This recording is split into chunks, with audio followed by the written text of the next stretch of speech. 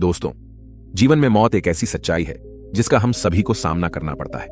कभी कभी हम अपने जीवन की समस्याओं में इतने उलझे होते हैं कि हम यह भूल जाते हैं कि यह जीवन हमसे कभी भी कुछ भी मांग सकता है। भूल जाते हैं कि कभी कभी चीजें हमारे नियंत्रण में नहीं होती। हम सोचते हैं कि मौत सिर्फ दूसरों के साथ होती है। लगता है जैसे हमारे चाहने वाले, हम जिन्हें दिल से प्यार करते हैं, वह हमेशा हमारे साथ रहेंगे, कभी नहीं जाएंगे। लेकिन ऐसा नहीं होता। यह एक गलतफहमी है। हम भी इससे बच नहीं सकते और दुर्भाग्यवश हमारे करीबी लोग भी इस सच से बच नहीं सकते। पर हम अपने किसी प्यारे को खोने के बारे में सोचकर डर जाते हैं। हम ये भूल जाते हैं कि हमारा भी ऐसा वक्त आ सकता है। यह हमें हैरान कर देता है क्योंकि हम समझते हैं कि सब कुछ ठीक है, लेकिन अचानक सब कुछ बदल जाता है। और जब हम किसी अपने करीबी इंसान को अचानक से बिना किसी चेतावनी के खो देते हैं तो यह भ्रम हमें अक्सर भीतर से तोड़ देता है, हमें अंदर से खाली कर देता है। एक अचानक के धक्के जैसा होता है जिससे हम अंधेरे में चले जाते हैं। किसी को खोने का दुख सबके लिए अलग तौर पर होता है। जब हम किसी अपने को खोते हैं तब हमें एहसास होता है कि वह हमारे लिए कितने महत्वपूर्ण थे। उनकी कही हुई बातें, उनके किए गए काम, उनकी हर छोटी से छोटी बात का हमें याद रहती है। लेकिन जब वे चले जाते हैं तब हमें लगता है जैसे सब कुछ खत्म हो गया है। गौतम बुद्ध ने अपने सिद्धांतों में भी यही समझाया है। जैसे सुख और दुख जीवन का हिस्सा है, वैसे ही जन्म और मृत्यु भी जीवन का हिस्सा है। लेकिन दुखों से घिरे रहने वाले इंसान को यह जीवन नर्क लगने लगता है। उसे लगता है कि यह धरती ही नर्क है। लेकिन हम यह नहीं समझ पाते कि सुख और दुख एक ही सिक्के के दो पहलू हैं।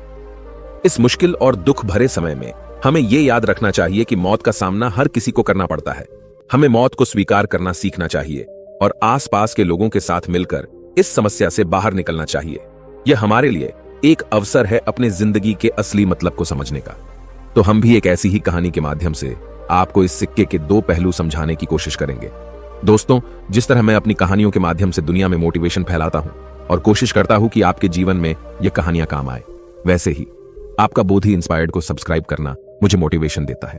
और आपके एक लाइक से यह वीडियो उन लोगों तक पहुंच सकती है जो आप ही की तरह बुद्ध के उपदेश सुनना चाहते हैं। तो अभी लाइक करें। चलिए बिना किसी देरी के आगे बढ़ते हैं और कहानी शुरू करते हैं। एक बार गौतम बुद्ध एक नगर से गुजर रहे थे। बुद्ध उस गांव में भिक्षा लेने गए थे।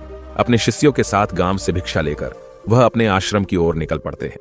तभी रास्ते में उन्होंने एक छोटे बच्चे को देखा जो अपने घर के आंगन में खेल रहा था और उसकी मां कुछ काम कर रही थी।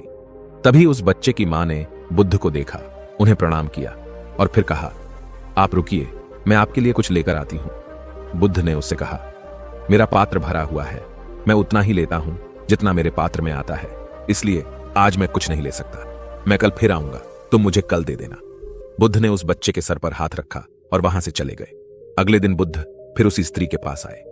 स्त्री बुद्ध को देखकर बेहद खुश हो गई और उन्हें एक पात्र में चावल भर कर देती है। बुद्ध ने यह उपहार स्वीकार किया और उस स्त्री को कहा, तुम्हारा धन्यवाद। ऐसे ही कई दिन बीत गए।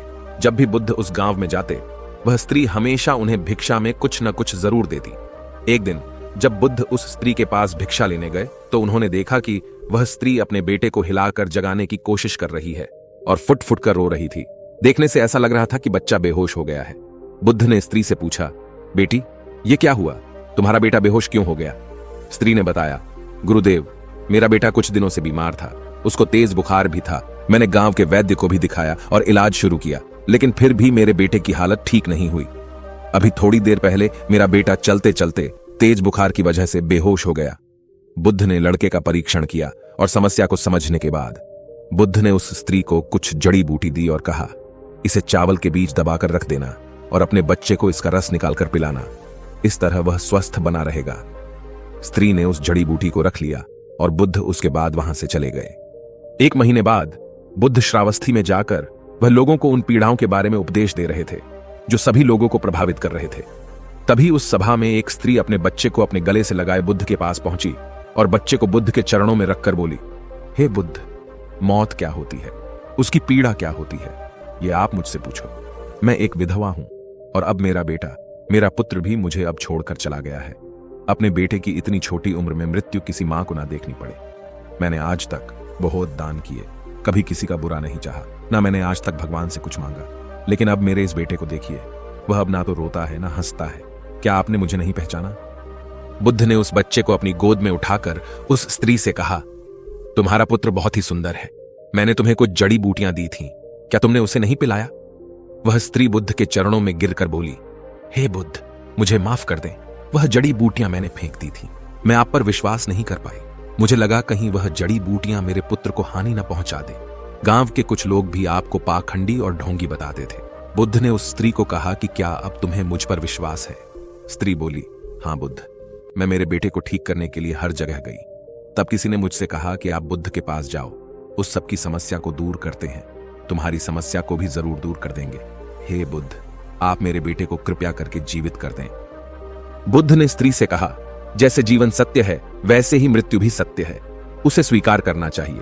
जीवन एक बहती हुई नदी की तरह है, यह आगे बढ़ता है और इसके पथ को कुछ भी नहीं रोक सकता। जिस तरह एक नदी समुद्र में जाके मिल जाती है, हमारी आत्मा को भी इस कुदरत में ही जाना है। स्त्री बोली, हे बुद्ध, आप मेरी वेदना नहीं समझ रहे हैं। मैं एक विधवा हूं, मेरे जीने का इकलौता सहारा मेरा पुत्र था और अब वह भी मुझे छोड़कर चला गया। अब मैं किसके सहारे जीऊंगी? मुझे ज्ञान के बड़े उपदेश नहीं चाहिए, मुझे केवल मेरा पुत्र चाहिए। क्या आप उसे जीवित नहीं कर सकते? क्या आप मुझ पर रहम नहीं करेंगे? बुद्ध बोले, ठीक है, मैं तुम्हारे बेटे को अवश्य जीवित कर दूंगा, लेकिन उसके लिए तुम्हें सबसे पहले मेरा एक काम करना होगा। तुम्हें जाकर किसी एक घर से मुट्ठी भर पीली सरसों के दाने लाने हैं। वो स्त्री कहती है, ठीक है बुद्ध, मैं अभी लेकर आती हूं।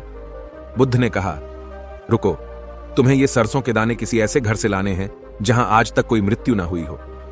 उस स्त्री आंसू पोंछकर बोलती है, हे बुद्ध, मैं अभी लेकर आती हूं। वह अपने बेटे को लेकर दौड़ती हुई गांव की तरफ जाती है।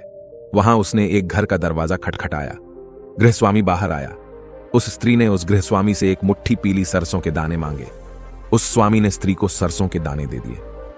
वह खुशी खुशी दाना लेकर जा रही थी कि तभी उसे याद आया कि बुद्ध ने ऐसे घर से दाने लाने के लिए कहा था जहां किसी की भी मृत्यु न हुई हो। स्त्री ने गृहस्वामी से पूछा, क्या तुम्हारे घर में किसी की मृत्यु हुई है? स्वामी ने कहा, हां, कुछ दिन पहले मेरे पिता की मृत्यु हुई थी। स्त्री ने दाने स्वामी को वापस कर किसी दूसरे घर पर जाने का फैसला किया। दूसरे घर में जाकर उस स्त्री ने फिर से सरसों के दाने मांगे और पूछा कि क्या तुम्हारे घर में किसी की मृत्यु हुई है? आदमी ने कहा कि हां, आज से 10 साल पहले मेरा पूरा परिवार बाढ़ में बह गया था। केवल मैं अकेला जीवित रह गया और अब मैं अकेले अपनी जिंदगी का बोझ उठा रहा हूं। उस स्त्री ने सोचा कि ऐसा घर कहां पर मिलेगा जहां पर किसी की मृत्यु ना हुई हो, लेकिन फिर भी उसने कोशिश जारी रखी। उस स्त्री ने हार नहीं मानी। वह पूरे दिन सुबह से शाम तक पूरे गांव में घूमती रही, लेकिन उसे कोई भी ऐसा घर नहीं मिला जहां किसी की मृत्यु ना हुई हो। वह स्त्री रोते रोते अपने बेटे को गले से लगाकर बुद्ध के पास जा रही थी। तभी उसे रास्ते में एक शमशान घाट दिखा। उसने वहां जाकर अपने बेटे के लिए एक गड्ढा खोदना शुरू कर दिया। वह गड्ढा खोदती जा रही थी और रोती जा रही थी। उसके बाद उसने काफी देर तक अपने बेटे को निहारा और उसका माथा चूमते हुए उसने फिर उसी गड्ढे में अपने बेटे को दफन कर दिया और अपने आंसू पोंछकर बुद्ध के पास आ गई। बुद्ध उसी सभा में स्त्री का इंतजार कर रहे थे। वह बुद्ध के चरणों में गिरकर रोने लगी। उसके आंसू रुकने का नाम नहीं ले रहे थे। वह बस रोती जा रही थी। जिसे जीवन मिला है उसे मृत्यु भी अवश्य मिलेगी। चाहे राजा हो या रंक, युवा हो या कोई वृद्ध, मृत्यु सभी को आनी है, लेकिन अब तुम उसके अगले सफर के लिए उसे विदा करना होगा। वह स्त्री बुद्ध से बोली, हे बुद्ध, आप सच कहते हैं। पहले मुझे ऐसा लग रहा था कि मृत्यु का दर्द केवल मेरे अंदर ही है, लेकिन फिर मैंने देखा कि दुनिया में लोग मुझसे भी ज्यादा पीड़ा और दुख का अनुभव कर रहे हैं। इस पर बुद्ध कहते हैं, तुम्हारा बेटा कहीं नहीं गया है, वह तुम्हारे आसपास ही है, उसे महसूस करो। यह परम सत्य है। जब तक सृष्टि रहेगी, दुख मनुष्य के साथ साथ चलता रहेगा और उसका कारण है मनुष्य का खुद के साथ किसी को बांध लेना। और जब तक वह रहेगा तब तक हमें दुख होता रहेगा, और जब तक मोह रहेगा तब तक हमें दुख होता रहेगा। जब कोई वस्तु हमारे पास रहती है तो हमें उसकी कद्र नहीं होती, लेकिन जैसे ही वह हमसे दूर चली जाती है, उसके न होने का एहसास हमारे अंदर गहरी पीड़ा बना देता है और हम दुखी हो जाते हैं। हम जीवन को होश में नहीं जीते, इसीलिए मृत्यु होने पर हम रोते हैं, छटपटाते हैं, लेकिन उसे समझते नहीं हैं। वह स्त्री बुद्ध से कहती है, हे बुद्ध, यह तो सभी को पता है, लेकिन इससे मुक्ति कैसे पाएं? बुद्ध ने कहा, मुक्ति के लिए भी विवेक जगाना आवश्यक है। शांत हुए बिना विवेक नहीं जा सकता। जब तुम शांत होकर सोचोगे तब तुम्हें लगेगा कि मृत्यु परम सत्य है। तब तुम्हें लगेगा जैसे जन्म होता है वैसे ही मृत्यु भी जीवन का परम सत्य है। सुख और दुख दोनों को होश में देखने के बाद तुम्हें अनुभव होगा कि ये दोनों ही एक ही सिक्के के दो पहलू हैं। और जब तुम्हारा मन इस चेतना से भर जाएगा तब तुम ये जान और समझ पाओगी कि जन्म और मृत्यु मिलन और वियोग नहीं है, एक ही होते हैं। वो स्त्री बुद्ध से बोली, ये बुद्ध, आपने मुझे एक नया रास्ता दिखाया है। मुझे अब तक मेरे पुत्र के जाने के बाद अपना जीवन व्यर्थ लग रहा था, लेकिन अब मुझे जीवन का मोल समझ आ गया है। जो रास्ता आपने मुझे दिखाया है अब मैं उसी पर चलूंगी। दोस्तों, आपने आज के इस वीडियो से क्या सीखा वो मुझे आप कमेंट में बता सकते हैं। इसी के साथ में उम्मीद है कि आपको आज की वीडियो पसंद आई होगी, तो इस वीडियो को उस इंसान को शेयर करें जिससे यह कहानी सुनने की जरूरत है, और उसी के ठीक बाद चैनल को सब्सक्राइब करें। तो चलिए फिर मिलते हैं ऐसी एक और नई वीडियो में एक नए मैसेज के साथ। तब तक के लिए अपना ख्याल रखें। धन्यवाद और नमो बुद्धाय।